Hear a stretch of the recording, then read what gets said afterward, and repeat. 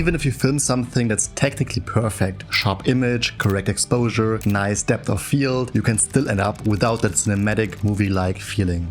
Why? Because there are three characteristics we often associate with a cinematic look. And I'm not talking about color grading, but something you would normally only get if you use non-standard lenses, but expensive so-called anamorphic lenses. They give videos at wider aspect ratio, gently distort the image, and gradually get softer toward the edges of the frame. That's why in today's video, I'm gonna show you exactly how you can replicate these three characteristics in DaVinci Resolve, save them as effects, and apply them to any footage anytime. And all of that without using plugins. This way, even your iPhone footage can look like it was filmed by a cinema lens. And if you're new here, hi, I'm Max. Instead of buying a new $1,000 anamorphic lens, let's just jump right into DaVinci Resolve so I can show you how you can replicate this style yourself. Okay, so we will start by creating letterboxes. And what letterboxes are basically these black bars on top and on the bottom of the screen that you have probably seen before when you went to a cinema. And normally you would get them because of the use of anamorphic lenses, because normally they record it very widescreen and put it on a very small sensor, and then in post you would stretch it out. So what we're gonna do is imitate the same aspect ratio of 2.39 to 1 in DaVinci using adjustment layers. And to show you how this effect works is basically you want to go to effects on the top left and then search for adjustment layer and just drag this on top of your timeline. So what you're going to do now, basically this adjustment layer affects everything that's underneath. First, what you're going to do now is we adjust the crop. For that, we go on the right side, make sure that you have the inspector visible, and then you go to cropping. Here where it says crop top and crop bottom, you want to try out what you prefer. And to get that aspect ratio I just told you about, and try out 500 for the top and 500 on the bottom. And this way you get this very, very narrow kind of field of view. It already looks a lot more cinematic already, but maybe that's too wide for you. And if you want something that's not as wide, what you can do instead is just change that. And that's the cool thing, because now here we're not working with overlays, because technically you could also just create a PNG and drag that on top. But if you use an adjustment layer, it just gives you so much more flexibility. And what I normally really like is something of like 300 by 300, because this is more like a 2:1 aspect ratio. And another quick thing before moving on, you can also animate the adjustment layer. That can be especially handy if you want to introduce a new cinematic sequence. And for that, what you can do is just click the adjustment layer and split it. And now basically what you would now have is just not having this adjustment layer, so full frame into the black bar suddenly appearing. But maybe to ease into that transition or into that sequence, what you can do is go to the very front of the adjustment layer, click it, and then go to cropping again and set both top and crop bottom to 0 again and keyframe both. Then just go a few keyframes forward in your timeline when you want the black bars to appear. And again, let's say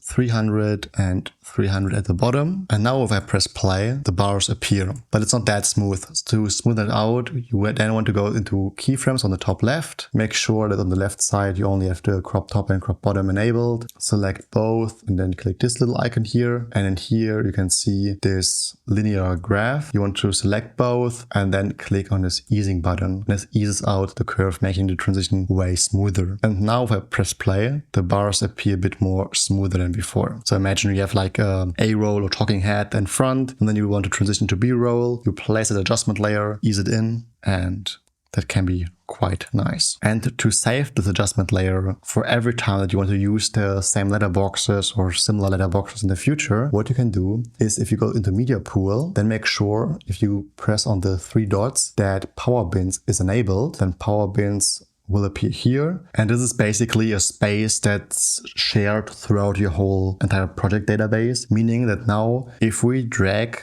this adjustment clip into this power bin, it appears right here as a fusion clip. We can even rename it as, for example, let's just call it letterbox. And then if you would open another project, you can literally just drag and drop that onto your new project, and it has all the same effects with the easing and everything else.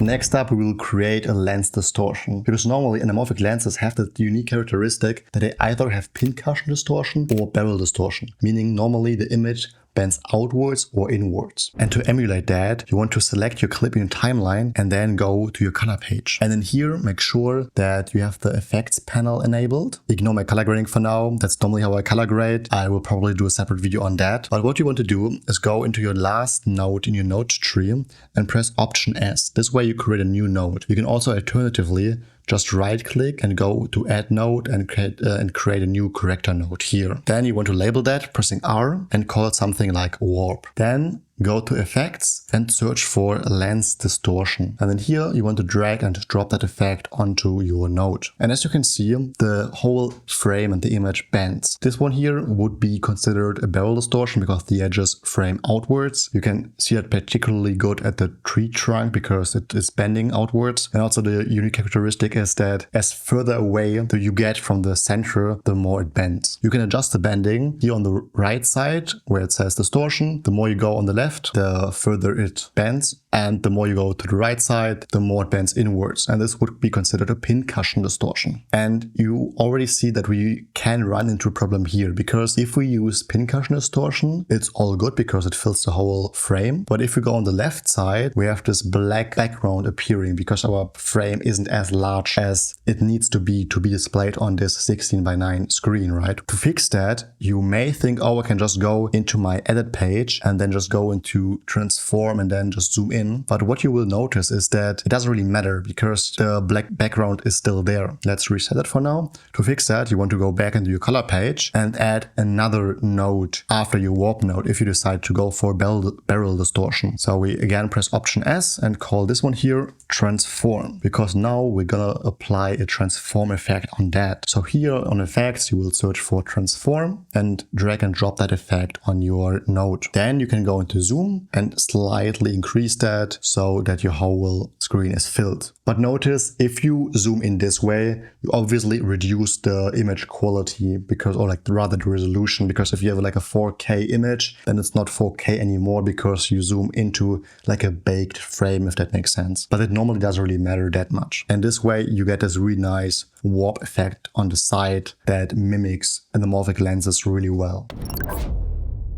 And lastly, I want to show you how we can create an edge blur, because edge blur is also something that's very unique to anamorphic lenses, because the edges aren't as sharp as the rest of the image. For that, we will stay on the color page. I will just for demonstration purposes push these nodes at the top and just disable them for now. And then I will create a new node and I call this one here blur. And now you can really decide depending on your preferences, because obviously there are different types of blur. There's Gaussian blur, there's zoom blur, there's radial blur. For this specific case, because I feel like it mimics the anamorphic look the most, we will search for the radial blur. This is also very unique, I believe, to DaVinci, but if you're using Premiere, you can imitate that by using a different kind of blur. And what you will see here, similarly to before, that the further it gets from the center, the heavier the effect becomes. And that can be nice because it's something that we actually want, because the edges should be more blurry than the center. To modify the strength, you can just go into smooth strength and then adjust the slider here. Normally I go for something like 0.3, then it's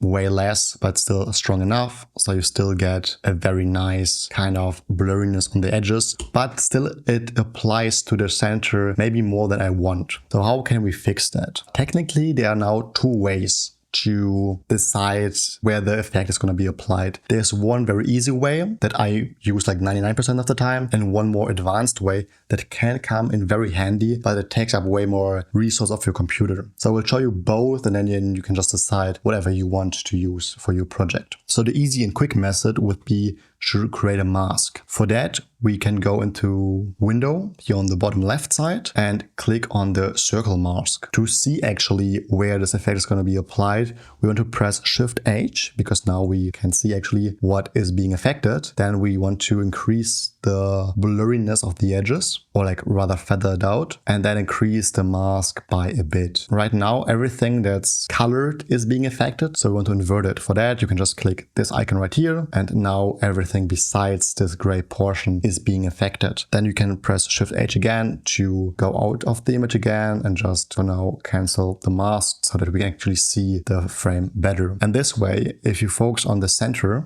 stays in the same sharpness, but if you focus here on the trees on the left side, they get blurrier when I enable this effect. So that would be method 1. The second method is a bit stronger and a bit more resource heavy. For that, we want basically to do the same. I just disable that for now, create a new one, and we will do the same. So we add the radial blur here and call it blur. And also let's set it to 0.3. And instead of using a mask, we want to use something that's called depth map. And to use this depth map, we want to create a node before our effect. For that, you want to press Ctrl and S and call this depth. Then you drag and drop the same effect here. And then you want to wait a second.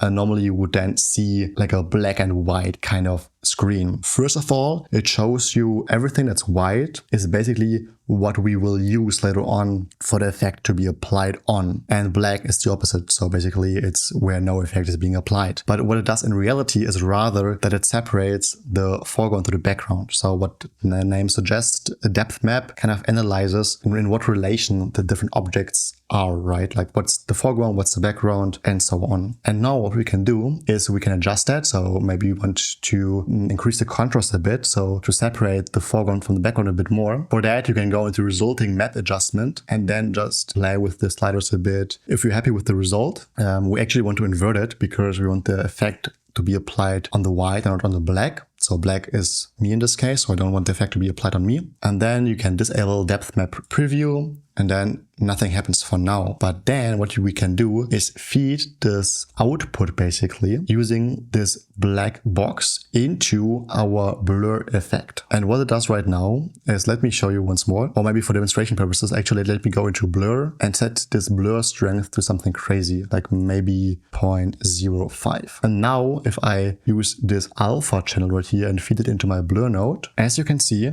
everything is being affected that was white in the previous depth map. And the cool thing about that is that this depth map adjusts and kind of updates with your video. Because if we just use a window, the window would be more stagnant, right? It would be more static. But as I said, that's very resource heavy. So I would only suggest using that if you need it for a particular case. Now, lastly, let me quickly show you how you can save everything. So you don't have to redo everything in the future, but just save it. So you can just drag and drop it to any project, maybe an adjustment clip, a specific clip, or on your whole timeline. Just delete the things that you don't need and just enable all the things that you need. In this case, I'm very happy with this warp, transform, and blur node. And then you can select everything, then right click and go into create compound node. Now you have like a grouped node. We can call it something like film look. And now to only save that specific compound node, you can delete the rest of your node tree so that you only see this compound node. Then on the top left, you can click on gallery, then go to your frame, right click and click on grab still. Now you basically saved only this compound node with all the effects as a still, basically as a preset, so to speak. But if it stays in stills, it's only for this project. So to use it in all your projects, you want to move that into your power grades. And power grades are similar to power bins, as it's basically a saved node tree for your entire database. You can also rename that if you want, but just right click it and then go into change label and then call it something like film. And then to use it, it's very, very simple. Let's say you start with a blank slate, you grade your footage like you normally would, and then you just create one node. And on this node, you want to drag and drop your power grade on. And this is your compound node. And you can see the difference clearly. This is what we started with. And using all the techniques, this is where we ended with. I hope you enjoyed this breakdown of how you can get the anamorphic look. You can push it even further by adding a film-like color grade or by introducing more cinematic characteristics such as a lens flare or chromatic aberration. For that, I also have a video that you can check out. And as always, if you like this color grade, my fonts or my presets, they are all available in my store. The link is down below in the description. If you check them out, it supports the channel, so I really appreciate it. With that being said, thank you so much for watching and I will catch you in the next one.